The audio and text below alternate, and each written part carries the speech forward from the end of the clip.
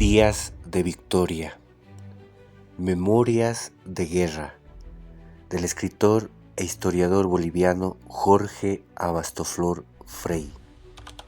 Continuamos con el capítulo 6, parte 5. El capitán Pérez no exageraba al sentirse preocupado. Hacía poco que el general José Ballivián se había encargado de hacerle saber que estaba lejos de considerarlo confiable. Solo 2 días atrás, el capitán Pérez se había desplazado desde el puesto de observación que se le había encomendado en las cercanías de Huarina hacia el campamento principal del ejército boliviano. Pérez deseaba quejarse por sus órdenes, que lo ponía a cargo de un grupo de exploradores con la misión de establecer la magnitud de la fuerza peruana invasora. Ya un grupo de vigías indígenas había dado la alerta de la aproximación del ejército peruano y el capitán Pérez deseaba recibir una comisión en una de las unidades de combate que estaba organizando el general Ballivián. Pérez ansiaba volver a la Legión, su antigua unidad, el batallón quinto de infantería de línea. Pero el rudo general Ballivián, héroe de las guerras de la Confederación, no tenía tiempo para peticiones personales, y menos aún estaba dispuesto a devolver a Pérez a la Legión, que era su unidad más preciada. El batallón que había sido quintado por lealtad a él, a Ballivián, pero que a pesar de ello se le había plegado inmediatamente,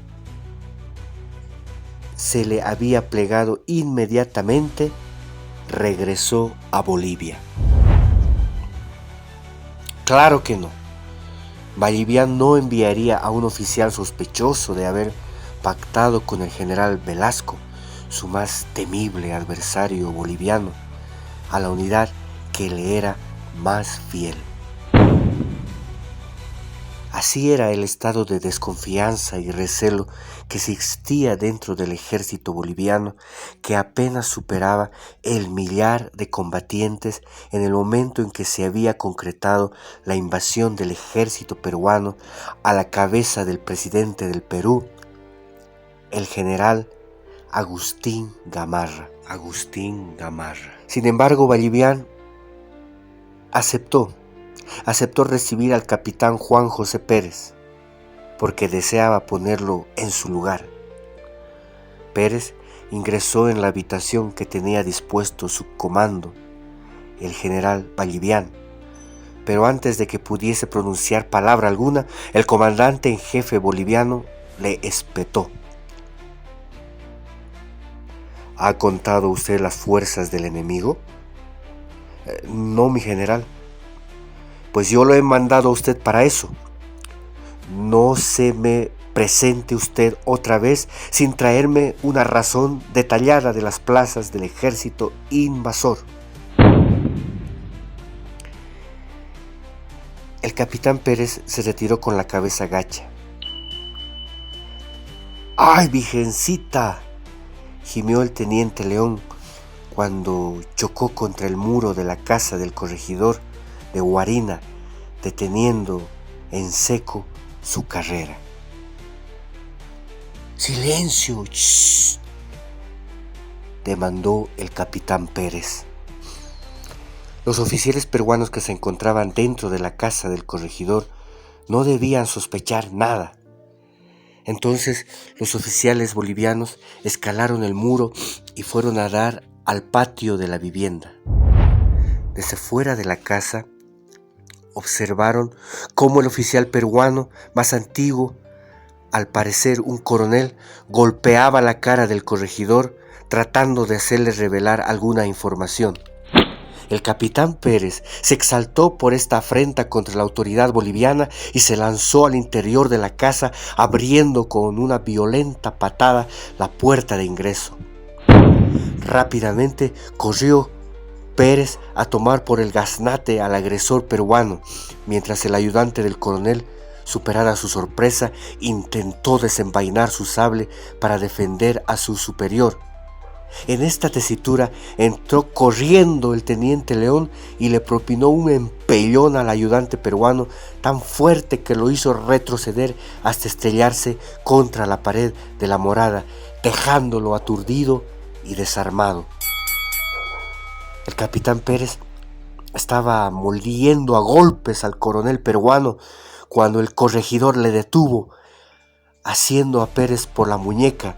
Ante la mirada atónita del capitán boliviano, rápidamente el corregidor pasó a explicar.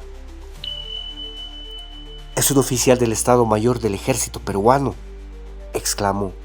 «Lo necesitamos con vida», agregó la autoridad boliviana.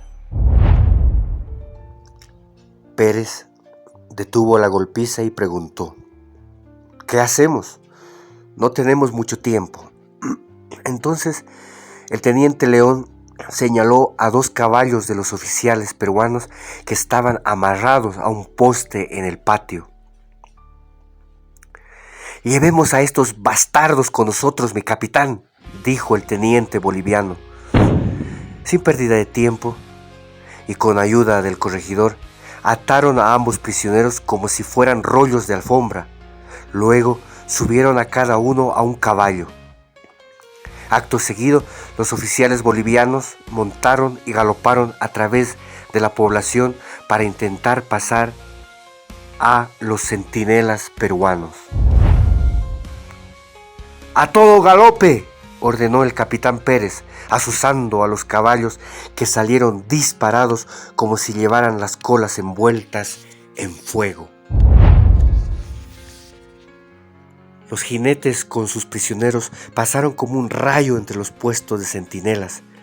Los soldados peruanos tardaron un segundo en darse cuenta de lo que estaba sucediendo y solo atinaron a correr detrás de los caballos, gritando: «¡Tírense, mi coronel! ¡Tírese, mi coronel! ¡Tírese!». Pero los caballos entraron en la densa oscuridad que proveía la noche y se perdieron en una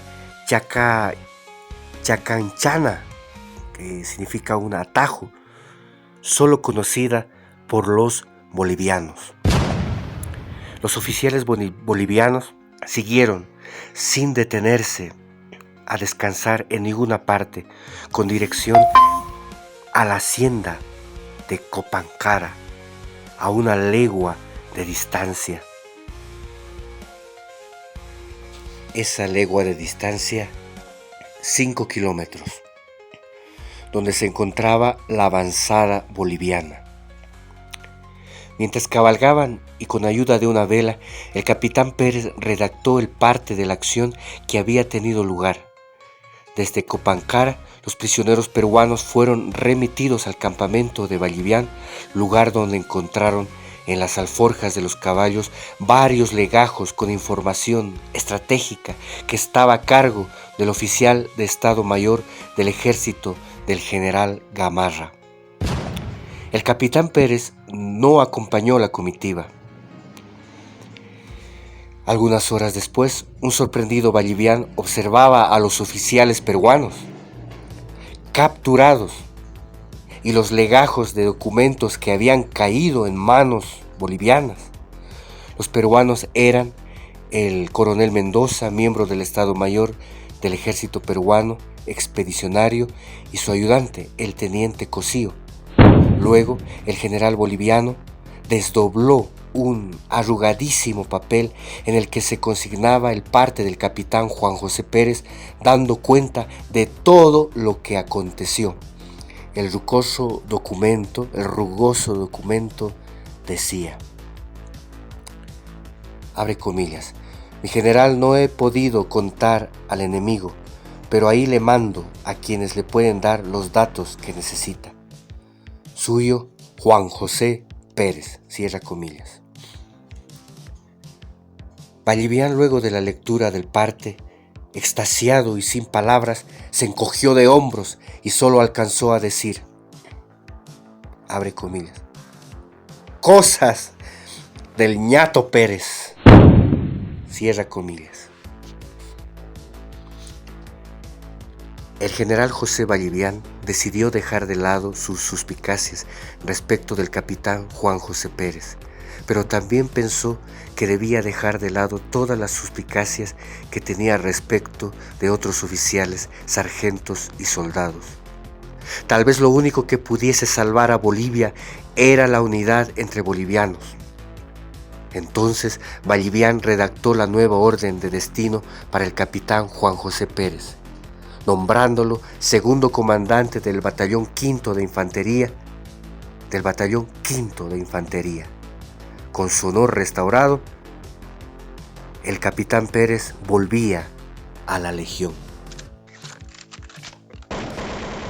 La idea de unidad crecía en el interior de Vallivian, especialmente después de leer la información tomada al enemigo, gracias a la audacia del capitán Pérez y del teniente León. El general Agustín Gamarra, presidente del Perú, había invadido Bolivia con un ejército del doble de tamaño que el que había dispuesto Andrés de Santa Cruz para formar la Confederación Boliviano-Peruana. Vallivian, por su parte, solo contaba con 1.000.000 de soldados para entonces.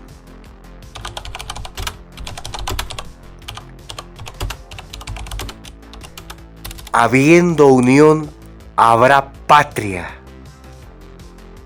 había sentenciado el venerado comandante Manuel Asensio Padilla durante la Gran Guerra de Independencia, y a Vallivian cada vez más le parecía más cierta aquella afirmación.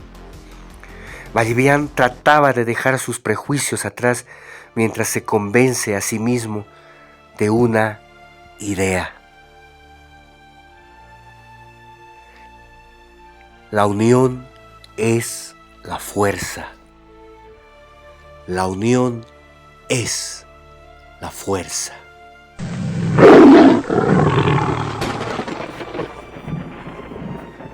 Días de Victoria, del escritor e historiador boliviano Jorge Abastoflor Frei.